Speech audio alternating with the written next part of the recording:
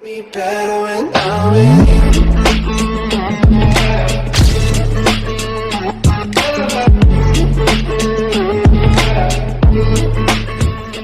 아니, 제가 세상을 오래 산 건 아니지만요.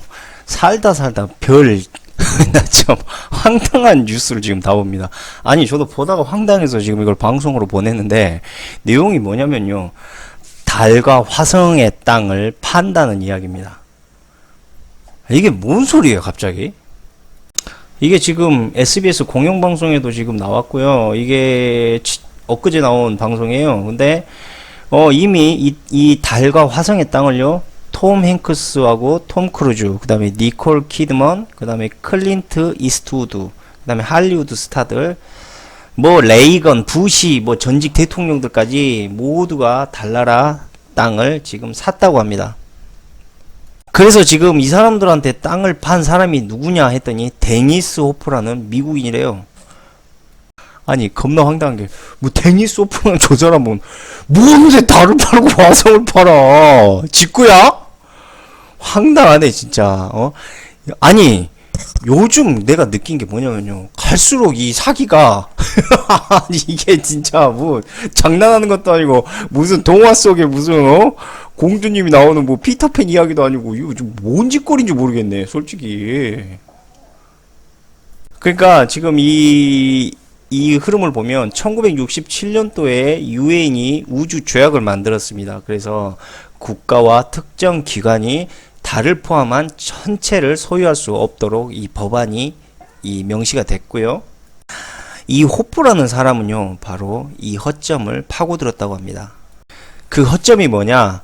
바로 국가와 기관이 아닌 개인에게는 소유권 제한이 없다는 점을 이용해서 사업을 시작하게 된 겁니다.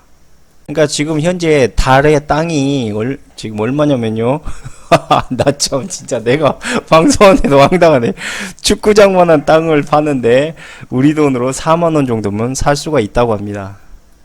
전 세계적으로 구매자가 600만 명이 현재 넘어서고 있고요. 우리나라에서만 1만 명 가까이 벌써 이 땅을 샀답니다. 그래서 왜 샀느냐? 이제 우리나라 사람들한테 이 달 땅을 구매한 사람들한테 물어봤더니 우리 때는 그냥 꿈 같은 얘기일지 모르겠지만 우리 자녀한테는 현실이 될 수 있는 이야기일 거란 생각이 들어서 이걸 약간의 투자의 개념으로 생각하고 구매를 했다라고 이야기는 합니다. 그러니까 기관과 그 다음에 국가는 이 땅을 소유할 수 없고요. 오직 개인만 땅을 소유할 수 있는 이 흐름인 거죠. 그리고 이제 독일과 스웨덴에서는 저 인간 데니스 호프란 인간을 사기로 소송을 하기도 했지만요, 우주에는 관할권이 없다라는 이 법안, 그러니까 이 법안의 판결로 인해서요, 무혐의로 이 판결이 내려지기도 했습니다. 이 데니스 호프라는 사람이 1980년도에 이 달을 포함해서 태양계 모든 행성과 위성의 땅에 대해 자신의 소유권을 인정해달라고 이야기를 했는데, 이게 법안을 통해서 추진이 됐다는 것도 황당하고, 그러면은 뭐 나도 뭐 저기 뭐지, 안드로메다도 내 거고 온 은하계 전 우주를 지배하는 나는 악마의 화신이 될 수 있겠네 저렇게 따지면. 아이고, 왜 태양계의 모든 행성만 소유권을 인정해 달라 그래? 그냥 전 우주 은하계 그냥 우주를 떠나서 그냥 옴니버스 투니버스까지 다 니 거 하지 그러면. 그래서 뭐 1969년에 아폴로 11호가 우리 인류 최초의 달에 이제 착륙을 했지 않습니까? 근데 뭐 그때도 뭐 이 송조기를 꽂은 것 때문에 논란이 됐다고 합니다. 그래서 왜냐? 조약에 따르면 지구 밖 우주 공간은 어느 한 국가의 전유물이 될 수 없기 때문에 이 달에 국기를 꽂은 행위는 약속을 위반한 셈이다 라고 이렇게 이제 뭐 이야기가 나왔다고 하네요.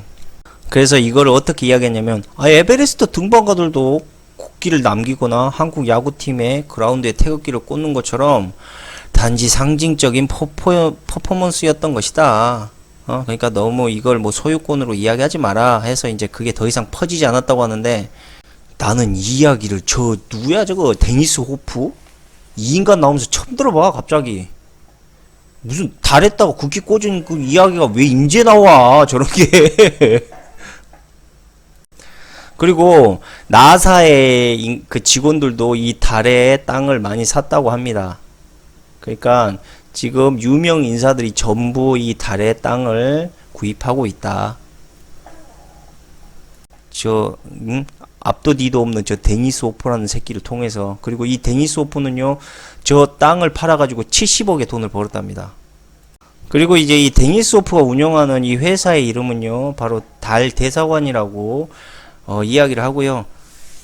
이 구매자들도요, 실제로 이제 투자 목적으로 구입한 게 아니다라고 이야기를 하고요. 자기들은 이 로맨틱한 꿈과 낭만을 사는 거라고 생각을 합니다. 근데 뭐 저렇게 생각해서 사기에도 뭐 나쁘진 않아요. 왜냐면 운동장 크기가 4만 원이니까 꼴랑 뭐 큰 돈 들어가는 건 아니죠. 그러니까 저 꿈과 낭만을 사는 것이라고 이야기하면은 뭐 좀 뭐 그럴싸한 이야기라고 저는 봅니다. 근데 지금 이런 이야기가 나오는 게요, 두 가지가 있습니다. 그러니까 예전에 냉전 시대 때 우리 러시아와 미국이 이 개척정신, 그러니까 케네디가 이 대통령이 있었을 그 케네디 시대 때는 개척정신이라는 이 냉전 시대에서 어떤 사람들에게 희망을 줄 수 있는 이 메시지를 전하는 게 주의 목적이었습니다. 근데 이제 그 당시에는요, 리더가 필요했습니다. 그러니까 어떤 한 유명한 영웅 같은 리더가 나와서 그 리더가 세상에 새로운 희망을 가져다 준다. 이게 이제 그 당시에 사람들의 컨셉이라면요, 지금은 좀 바뀌었어요. 그러니까 제가 얼마 전에 말했던 그 캘리포니아 금광처럼요, 두 가지가 섞인 거죠. 지금도 새로운 우주 개척 정신을 과거의 역사처럼 끌어올리는데, 그때는 정부와 기관이 이제 국가에서 그것을 비전을 보여주기 위한 흐름을 만들었다면, 지금은 하나의 개인들이 스스로가 그 개척 정신을 갖도록 지금 계속 바람을 불어넣고 있다는 이야기죠. 그래서 이제 이 우주로 나가야 되겠다라는 명분을 자꾸 저런 식으로 사람들에게 계속 풀어주는 겁니다. 그럼 사람들은 우주에 흥미를 갖게 되겠죠. 왜? 자기의 땅이 달에 있다고 생각해 보십시오. 관심이 없겠습니까? 결국 저런 행위들이 뭐냐? 화성, 즉 우리가 새로운 우주에 대한 개척 정신을 사람들에게 계속 끌어올림으로 인해서요, 사람들의 관심이 우주로 나가도록 계속 유도하고 있는 겁니다. 다음으로 이 개인들에게 이 땅의 권한을 준 이유는요, 바로 민간 기업들이요, 이 새로운 개척 정신을 통해서요, 이 달에 있는 광물을 채굴할 수 있는 이권을 보장하기 위해서입니다. 그래서 이미 이 법이 2015년도에 버락 오바마 대통령이 있었던 시절에 통과가 됐었습니다. 그리고 이제 버락 오바마 대통령의 이 서명에 통해서 상업적 우주 발사 경쟁력 법이라는 이런 법안이 통과됐고요. 결국 이게 뭐냐? 민간 기업에게 달이나 화성 같은 행성의 기업이 천문학적인 규모의 광물을 채굴할 수 있는 이익을 이미 보장을 해줬습니다. 아니, 알았어요. 왜 저렇게 했는지 그 의도는 알겠는데, 아무리 그래도, 콜럼버스가, 미국이란 땅을 가지도 안 해놓고 땅을 팔고 있는 격 아니니까, 뭐 가서 얼굴 보든, 발을 밟아야 지 땅 아니야. 저런 게 다 있어, 진짜. 생각해도 진짜. 황당한 소리를 하고 있어, 진짜. 와, 저 새끼는 앨런 머스크보다 더한 새끼입니다, 저거는. 그리고 이제 유명 언론 인사들이 저 땅을 구매함으로 인해서요, 사람들에게 신뢰감을 주는 거죠. 근데 한번 좀 더 깊게 이야기해 볼까요? 저 사람들이 얼마의 땅을 샀는지 누가 압니까? 예? 그냥 저 사람들은 그냥 이름 석자만으로도 사람들은 이미 신뢰가 가는 거야. 아, 저런 사람들이 땅을 샀는데 저 땅이 설마 헛되게 쓰일까? 뭐 이런 셈이죠. 그리고 이제 제 생각인데 데니스 호프가 저렇게 해서 저런 이제 사람들의 투자금을 모은 돈으로 결국은 민간 업체에 새로운 광물을 채굴할 수 있는 이런 자금으로 들어갈 확률이 매우 높다는 거죠. 생각해 보십시오. 달에 4만 원의 땅을 주고 샀어요. 아니, 재밌게 이야기해 보자고. 4만 원에 주고 산 땅을 가격이 만약에 올라봐야 얼마나, 10배 튀었다 칩시다. 그래봐야 평생 40만 원밖에 안 해. 저 사람들은 사람들에게 투자금 걷어놓고 나중에 헐값에 땅을 다시 사면 그만인 거라고. 그리고 땅을 다 사는 것도 아니에요. 자기들이 광물을 채굴할 지역만 사기 때문에 사람들의 욕심을 건드려줘서 사람들의 투자금을 모아서 광물 투자하고요, 필요한 부분만 싼 땅을 다시 구매해서 채굴하면 돼. 그러니까 맨날 이용 당하는 거야. 우리 정신 좀 차립시다. 물론 재미로 사는 건데요. 그 다음에 그냥 우리가 꿈과 로망이 있지 않습니까? 그럼 저도 할 말은 없겠지만, 결론은 저 땅을 우리가 산다고 해서 나중에 비싸게 팔릴 일은 없을 것이라는 겁니다. 그러니까 한번 생각해 보자고요. 예? IMF 때 어땠습니까? 기업들이 그렇게 많은 부채를 끌어 써서 나중에 경제 위기가 오니까 그거를 서민들에게 돌렸지 않습니까? 과소비 때문이다. 그리고 또 뭐가 있습니까? 바로 평화의 댐이 있습니다. 예? 북한이 이 강산댐을 건설한다고 해가지고 이 댐이 터지면 이 여의도의 63 빌딩이 허리까지 물이 차고 국회의사당은 지붕만 보일 것이다. 즉 수공 전략을 펼칠 것이다. 북한은. 그래서 걷어간 모금액이 총 얼마였습니까? 661억 원이나 됐습니다. 어린아이들 저금통까지 탈탈 털어갖고 갖다 바쳤지 않습니까? 결국은 지금 데니스 호퍼 하고 있는 저런 행위는요, 달에 있는 광물을 채굴하기 위해서인데, 그건 확실한 거예요, 일단. 근데 무엇을 채굴하려고 하는 것인가가 이제 중요하겠죠. 그리고 그것을 채굴하기 위해서 왜 모든 유명 인사들까지 동원되는 이런 대사기극을 펼치고 있는 것인가? 그 이유는요, 바로 달에 있는 에너지원, 바로 헬륨3 때문입니다. 그리고 뭐 기관과 뭐 국가가 뭐 여기를 참여할 수 없네 어쩌네 해놓고 러시아가 2020년까지 헬륨3 기지를 건설하겠다 2008년도 뉴스에 나오고 있어요. 예?